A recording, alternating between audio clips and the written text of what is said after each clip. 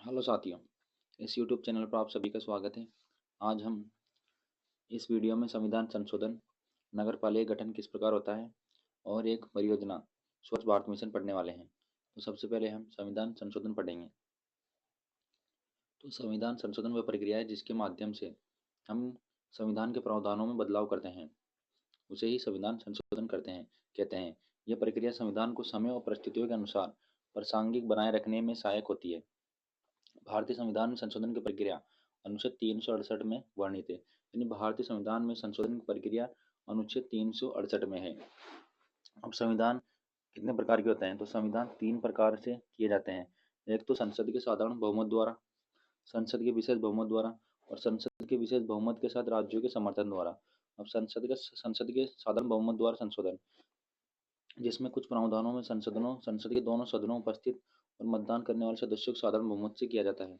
यानी संसद के साधारण बहुमत द्वारा संशोधन, जिसमें संसद के दोनों सदनों में उपस्थित और मतदान करने वाले सदस्यों के साधारण बहुमत से किया जाता है। और संसद के विशेष बहुमत द्वारा संशोधन, अधिकांश प्रावधानों में संशोधन के लिए संसद के दोनों सदनों में उपस्थित और मतदान करने वाले सदस्यों की 2/3 बहुमत की आवश्यकता होती है। यानी विशेष बहुमत के लिए संसद के दोनों सदनों में उपस्थित और मतदान करने वाले सदस्यों के 2/3 बहुमत की आवश्यकता होती है। संसद के विशेष बहुमत और राज्यों के समर्थन द्वारा संशोधन, इसमें कुछ महत्वपूर्ण प्रावधानों में संशोधन के लिए संसद के विशेष बहुमत के साथ साथ कम से कम आधे राज्यों की विधानसभाओं के समर्थन की भी आवश्यकता होती है। यानी संसद के विशेष बहुमत और राज्यों के अनुसमर्थन में राज्यों के समर्थन की आवश्यकता होती है। भारतीय संविधान के लागू होने से अब तक कुल 106 संविधान संशोधन किए जा चुके हैं। इसमें प्रमुख संशोधनों में शामिल है, इसमें प्रथम संशोधन अधिनियम आया था 1951 में, जो था भूमि सुधारों को कानूनों को न्यायिक समीक्षा से बाहर रखा गया। प्रथम संविधान संशोधन द्वारा भूमि सुधारों को कानूनों की न्यायिक समीक्षा से बाहर रखा गया था। इसमें अभिव्यक्ति की स्वतंत्रता पर कुछ प्रतिबंध लगाए गए। 24वां संविधान संशोधन आया 1971 में, जिसमें संसद को संविधान किसी भाग को संशोधित करने की शक्ति प्रदान की गई।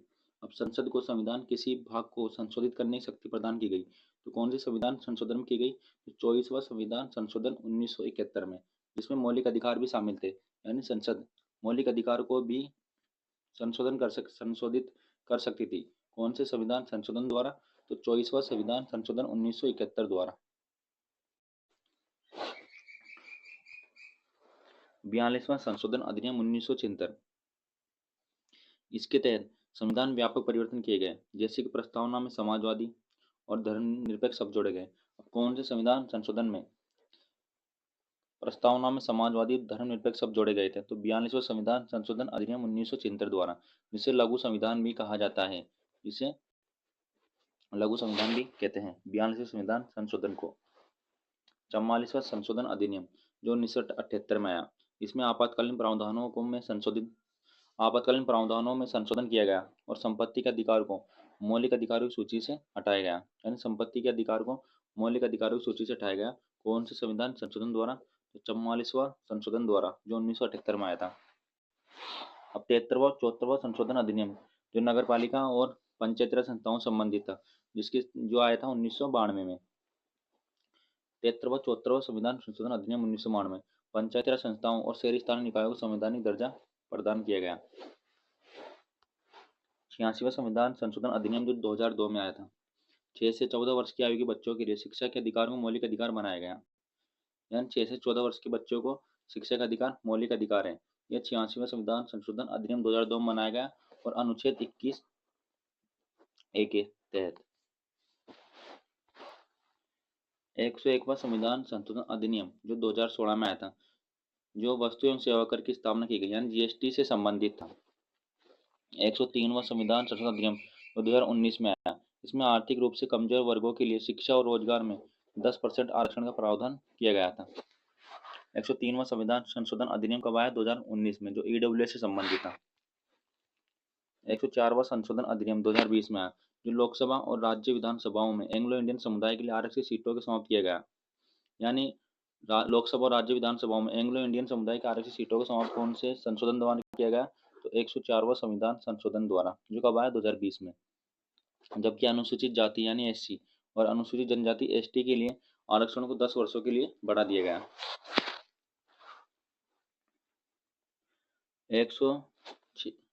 106वां संविधान संशोधन अधिनियम 2023 में आया।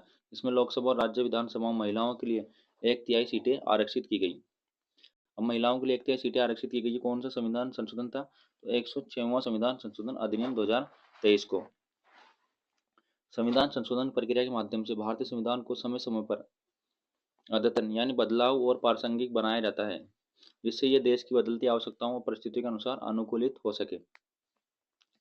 भारतीय संविधान में संशोधन की प्रक्रिया किस अनुच्छेद में वर्णित है? तो भारतीय संविधान में संशोधन की प्रक्रिया अनुच्छेद 368 में वर्णित है। अनुच्छेद 368 में भारतीय संविधान में संशोधन की प्रक्रिया को निर्दिष्ट किया करता है। इसके तहत साधारण बहुमत और विशेष बहुमत और राज्यों की सहमति संशोधन किया जाता है। प्रथम संविधान संशोधन अधिनियम 1951 का मुख्य उद्देश्य क्या था? तो इसका मुख्य उद्देश्य था मौलिक अधिकारों में संशोधन करना। और 44वां संविधान संशोधन आया था आपातकालीन प्रावधानों में संशोधन से। पहले संविधान संशोधन के तहत अभिव्यक्ति की स्वतंत्रता पर कुछ प्रतिबंध लगाए गए और भूमि सुधार कानूनों को न्यायिक समीक्षा से बाहर रखा गया। 42वां संविधान संशोधन 1973 किस नाम से जाना जाता है? तो इसे लघु संविधान भी कहा जाता है। 42वां संविधान संशोधन 1973 को लघु संविधान कहा जाता है क्योंकि इसमें संविधान में व्यापक परिवर्तन किए गए थे, जैसे कि समाजवादी, धर्मनिरपेक्ष शब्दों को जोड़ा गया और न्यायिक समीक्षा की शक्तियां सीमित की गई थी। कौन सा संविधान संशोधन शिक्षा का अधिकार से संबंधित है? तो यह 86वां संविधान संशोधन जो 2002 में आया था। 86वें संविधान संशोधन 2002 के तहत अनुच्छेद 21(1) जोड़ा गया, जिसमें 6 से 14 वर्ष की आयु के बच्चों के लिए शिक्षा को मौलिक अधिकार बनाया गया था। वस्तु एवं सेवा कर जीएसटी लागू करने के लिए कौन सा संविधान संशोधन किया गया? इसका सही आंसर होगा 101वां संविधान संशोधन। 101वां संविधान संशोधन 2016 के माध्यम से जीएसटी लागू किया गया, जिसमें केंद्र और राज्य की करों को समाहित कर एक समान प्रणाली कर लागू की गई। 73वां संविधान संशोधन 1992 में किससे संबंधित है? तो ये संबंधित है पंचायती राज व्यवस्थाओं से। पंचायती राज व्यवस्था 73वां संविधान संशोधन 1992 के तहत पंचायती राज संस्थाओं को संवैधानिक दर्जा दिया गया है, जिसमें ग्राम पंचायत, पंचायत समिति और जिला परिषद को अधिक सशक्त बनाया गया। कौन सा संविधान संशोधन अधिनियम लोकसभा और विधानसभा महिलाओं के लिए 33% आरक्षण संबंधित है? तो यह है 106वां संविधान संशोधन जो 2023 में आया था। 106वां संविधान संशोधन 2023 के तहत लोकसभा और राज्य विधानसभा महिलाओं के लिए 33% आरक्षण की व्यवस्था की गई। संपत्ति के अधिकार को मौलिक अधिकारों की सूची से किस संविधान संशोधन द्वारा हटाया गया था? जिसका सही आंसर होगा 44वां संविधान संशोधन। 44वां संविधान संशोधन 1978 के तहत अनुच्छेद 31 को हटाकर संपत्ति के अधिकारों को मौलिक अधिकार सूची से हटा दिया गया। अब संपत्ति का अधिकार अनुच्छेद 301 के तहत कानून अधिकार बना दिया गया है। 103वां संविधान संशोधन अधिनियम 2019 के किससे संबंधित है? तो यह संबंधित था आर्थिक रूप से कमजोर वर्गों के लिए 10% आरक्षण के लिए। 103वां संविधान संशोधन अधिनियम 2019 के तहत सामान्य वर्ग या आर्थिक रूप से कमजोर वर्गों को शिक्षा और सरकारी नौकरियों में 10% आरक्षण दिया गया। भारतीय संविधान अब तक कितने संशोधन किए जा चुके हैं? तो भारतीय संविधान अब तक 106 संविधान संशोधन किए जा चुके हैं। अब तक कुल 106 संविधान संशोधन किए जा चुके हैं, जिनमें से 106वां संविधान संशोधन 2023 में महिलाओं के लिए 33% आरक्षण संबंधित था। संविधान संशोधन की प्रक्रिया अनुच्छेद 368 में वर्णित है, यानी संविधान संशोधन की प्रक्रिया अनुच्छेद 368 में वर्णित है। प्रथम संशोधन 1951 हुआ जो भूमि सुधार और अभिव्यक्ति स्वतंत्रता से संबंधित था। 42वां संविधान संशोधन जिसे लघु संविधान भी कहते हैं जो 1973 में हुआ, जिसके तहत समाजवादी धर्मनिरपेक्ष शब्द जोड़े गए। 73वां और 74वां संविधान संशोधन जो 1992 में हुआ, जिसके तहत पंचायती राज व्यवस्था 73वें संविधान संशोधन में और 74वां संविधान संशोधन शहरी निकाय के लिए किया गया। 86वां संविधान संशोधन अधिनियम जो 2002 में आया, जिसके तहत शिक्षा का अधिकार दिया गया और 6 से 14 वर्ष के बच्चों के लिए, और ये अनुच्छेद 21 में समाहित किया गया। अनुच्छेद 21 है 101वां संविधान संशोधन 2016 में आया जो जीएसटी लागू किया गया। वस्तु एवं सेवा कर को लागू किया गया 101वां संविधान संशोधन 2016 में। 103वां संविधान संशोधन आया 2019 में जो ईडब्ल्यूएस आरक्षण से संबंधित था। और 106वां संविधान संशोधन आया 2023 में जो महिलाओं के लिए 33% आरक्षण से संबंधित था।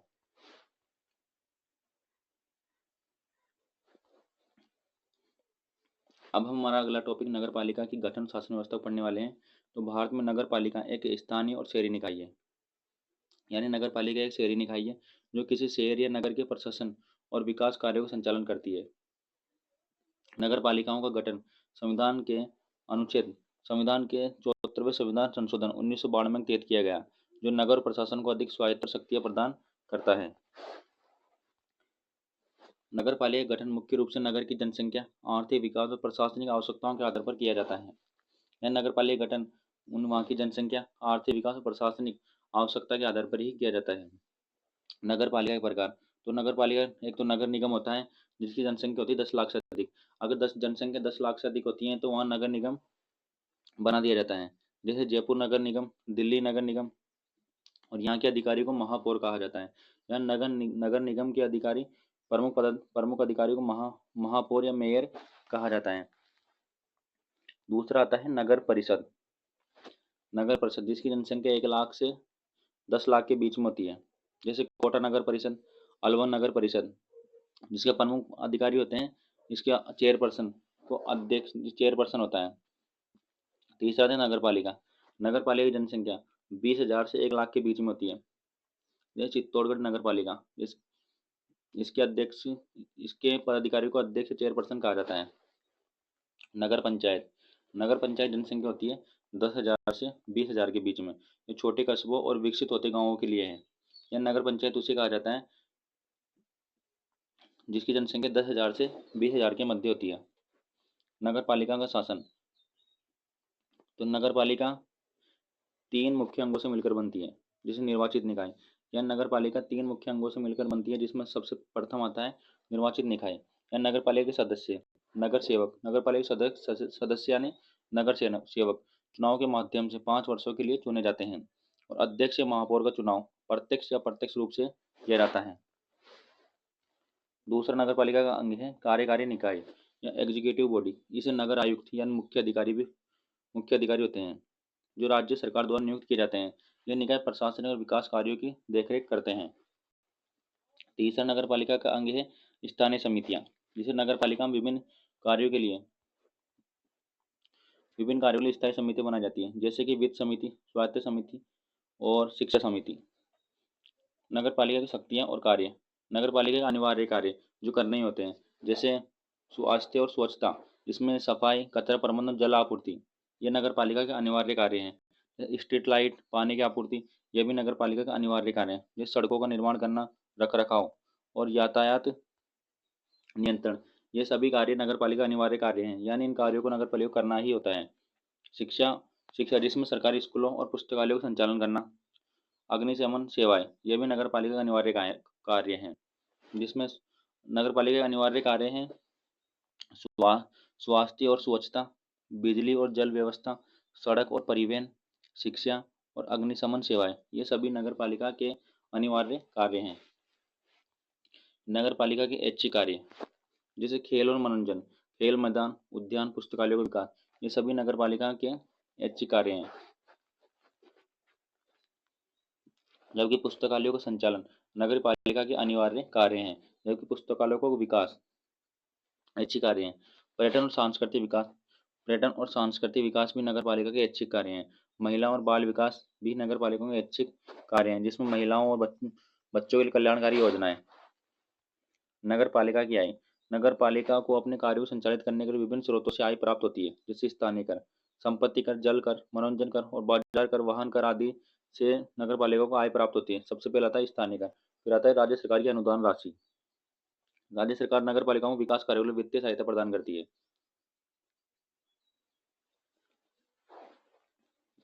नगर पालिका को आय प्राप्त होती है स्थानीय कर द्वारा, राज्य सरकार की अनुदान राशि द्वारा और केंद्र सरकार की योजनाओं द्वारा। जैसे केंद्र सरकार द्वारा योजना चल रही है अभी स्मार्ट सिटी मिशन, अमृत योजना, स्वच्छ भारत मिशन अभियान आदि के तहत वित्तीय सहायता।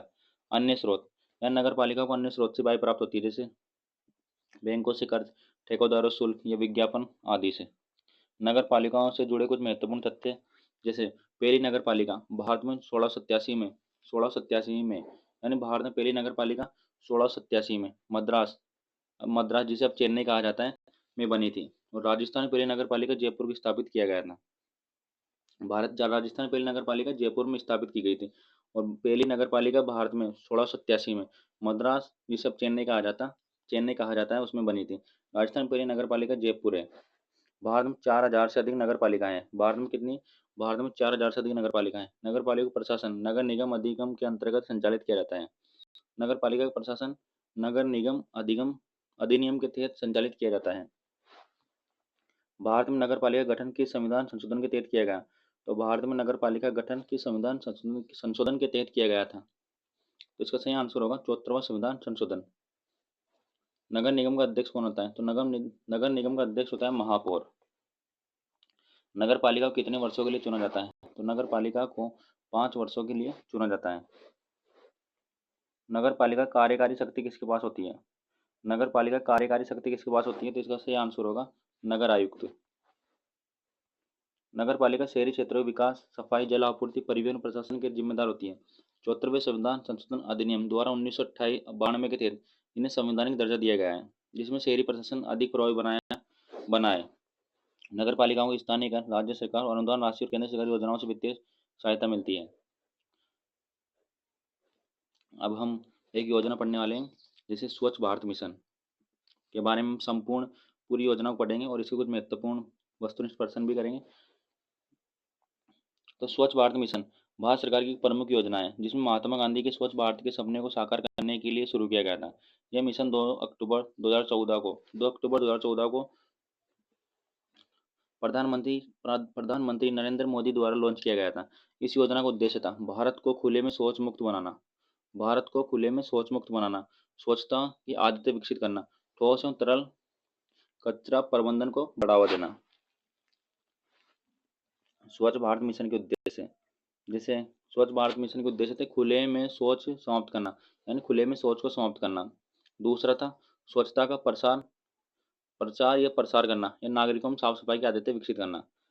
तीसरे उद्देश्य थे कचरा प्रबंधन, ठोस और तरल कचरा को वैज्ञानिक तरीके से निपटान करना।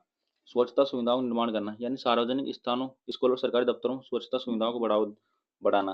प्लास्टिकों के उपयोग में कमी करना, प्लास्टिक कचरे को कम करने और रिसाइकलिंग को बढ़ावा देना। यानी स्वच्छ भारत मिशन के उद्देश्य थे खुले में शौच को समाप्त करना, जिसमें ग्रामीण और शहरी क्षेत्रों में शौचालय निर्माण करना, स्वच्छता का प्रचार या प्रसार करना, कचरा प्रबंधन करना, स्वच्छता सुविधाओं का निर्माण करना, प्लास्टिक के उपयोग में कमी करना। स्वच्छ भारत मिशन 2 चरणों में कंप्लीट हुआ 2 चरण में हुआ। जैसे स्वच्छ भारत मिशन ग्रामीण, इसके नोडल मंत्रालय है ग्रामीण विकास मंत्रालय, यानी स्वच्छ भारत मिशन ग्रामीण का मंत्रालय है ग्रामीण विकास मंत्रालय द्वारा संचालित है। इसका लक्ष्य था सभी गांवों में खुले में शौच मुक्त वातावरण तैयार करना। इसकी प्रमुख उपलब्धि थी 2019 तक 100% ग्रामीण भारत को ओडीएफ घोषित किया गया। स्वच्छ भारत मिशन शहरी आवास और शहरी मंत्रालय द्वारा संचालित है, जिसमें शहरों को साफ सुथरा 100% कचरा प्रबंधन ओडीएफ प्लस और ओडीएफ डबल प्लस हासिल करना था। इसके तहत ही स्वच्छ भारत मिशन 2.0 2021 में लॉन्च किया गया। स्वच्छ भारत मिशन 2.0 कब लॉन्च किया गया? 2021 में लॉन्च किया गया, जिसका उद्देश्य था कचरा मुक्त शहर। स्वच्छ भारत मिशन की प्रमुख उपलब्धियां, जिसमें 11 करोड़ से अधिक व्यक्तिगत शौचालय निर्माण किया गया 6 लाख से अधिक गाँवों को ओडीएफ घोषित किया गया। 11 करोड़ से अधिक व्यक्तिगत शौचालयों का निर्माण किया गया, 6 करोड़ से अधिक गाँव को ओडीएफ घोषित किया गया। 35 से अधिक राज्यों केंद्र प्रदेशों को खुले शौच मुक्त किया गया। स्वच्छ भारत मिशन के तहत 3000 से अधिक शहर ओडीएफ प्लस घोषित हुए और कचरा प्रबंधन में सुधार, कई शहरों में 100% डोर टू डोर कचरा संग्रहण किया गया। स्वच्छ भारत मिशन जुड़े 20 महत्वपूर्ण वस्तुनिष्ठ प्रश्न वाक्य सहित पढ़ने वाले हैं, जिसमें है स्वच्छ भारत मिशन कब शुरू किया गया? इसकी शुरुआत हुई थी 2 अक्टूबर 2014 को।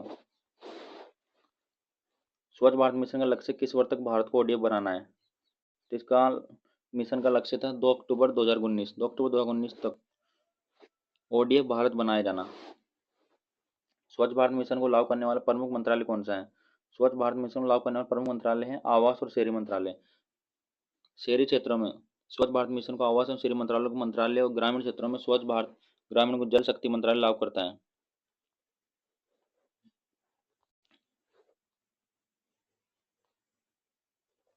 स्वच्छ सर्वेक्षण किस संबंधित है?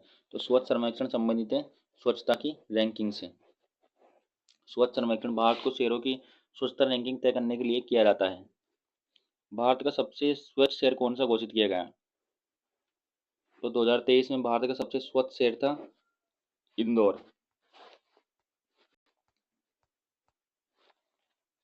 इंदौर लगातार 2017 से 2023 तक भारत का सबसे स्वच्छ शहर घोषित किया गया था। स्वच्छ भारत मिशन ग्रामीण के तहत ओडीएफ प्लस का क्या अर्थ है? ओडीएफ प्लस का अर्थ है गांवों में शौचालय का 100% उपयोग करना, ठोस और तरल कचरा प्रबंधन, खुले में शौच बंद करने के बाद सफाई रखना। ओडीएफ प्लस का अर्थ है खुले में शौच मुक्त होने के बाद सफाई बनाए रखना और ठोस एवं तरल कचरा प्रबंधन में सुधार करना। भारत का पहला ओडीएफ राज्य कौन सा बना था? तो भारत का पहला ओडीएफ राज्य बना था सिक्किम। सिक्किम 2016 में भारत का पहला ओडीएफ राज्य बना था। स्वच्छता ही सेवा अभियान कब शुरू किया गया? स्वच्छता ही सेवा अभियान शुरू हुआ 2017 में। यह अभियान नागरिकों को स्वच्छता में भाग लेने के लिए प्रेरित किया गया था, जो 2017 में शुरू किया गया। स्वच्छ भारत मिशन को पूरा करने के लिए सरकार ने कितनी राशि खर्च की थी? तो इसका सही आंसर होगा 1.5 लाख करोड़। स्वच्छ भारत मिशन पर सरकार ने लगभग 1.5 लाख करोड़ रुपए खर्च किए। स्वच्छ भारत मिशन ने भारत में स्वच्छता और शौचालय उपयोग की आदतों में बड़ा बदलाव किया और स्वच्छ भारत मिशन 2.0 के तहत कचरा प्रबंधन और प्लास्टिक मुक्त भारत पर भी जोर दिया गया।